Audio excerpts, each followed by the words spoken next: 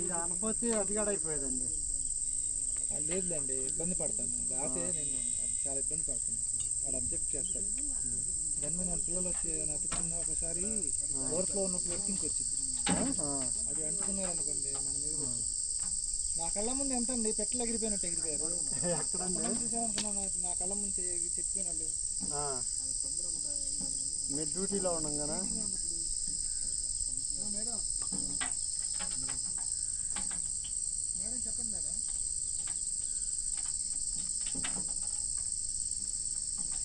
అవును మేడం.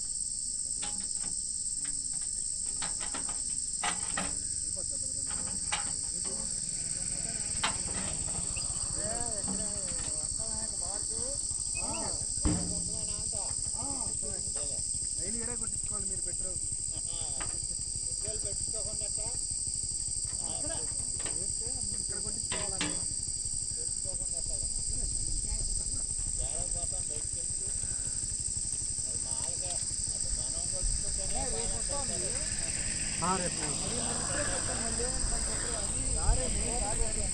అన్నా